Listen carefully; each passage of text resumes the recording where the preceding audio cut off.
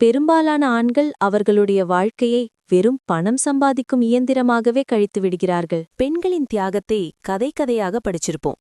ஆனால் ஆண்களின் தியாகம் என்பது ஒரு சொல்லப்படாத கதை. ஒரு ஆணுக்கு அவனுடைய திருமணத்திற்கு முன்பிருக்கும் ஒரு மிகப்பெரிய லட்சியம் நல்ல வேலைக்கு போய் நல்ல சம்பாதித்து தன்னுடைய அம்மாவிற்கு ஒரு புடவை வாங்கித் தர வேண்டும். இனி நான் சம்பாதிக்கிறேன், நீங்க ஓய்விடுங்கன்னு தன் தந்தையிடம் சொல்ல வேண்டும் என்பதே. திருமணத்திற்கு பிறகு குழந்தை கேட்கும் ஒரு சின்ன பொருளை வாங்கிக் கொடுக்க முடியவில்லை என்றாலும் அவன் மனம் வாடிவிடும். அதற்காகவே இரவு பகல் பாராமல் கடுமையாக உழைக்கிறான். குழந்தையின் முகத்தில், மனைவியின் முகத்தில் மகிழ்ச்சியை பார்க்க வேண்டும் என்பதற்காக உழைக்கிறான். அதுவே அவனுக்கு மனநிறைவு தரும். ஆண்களுக்கு தன்னை மகிழ்ச்சியாக வைத்துக் கொள்ள வேண்டும் என்று நினைக்கும் நேரம் ரொம்ப குறைவு. ஒரு டீ கடையில் டீ குடிக்கும் நேரம், நண்பர்களுடன் பேசுவது என்று சின்ன சின்ன சந்தோஷங்களில் மனம் நிறைவடைந்து விடுவார்கள். ஆண்கள் ஏன் அவர்களுக்காக எதுவும் செய்து கொள்வதில்லை? தங்களுக்கென்று மகிழ்ச்சியான தருணத்தை உருவாக்கிக் கொள்வதில்லை? காரணம், குடும்பத்திலிருப்பவர்களின் முகமலர்ச்சியே அவர்களுக்கு போதுமான மனநிறைவை தருகிறது. அப்படியிருக்கும் ஆண்களுக்கு ஒரு மகளாக,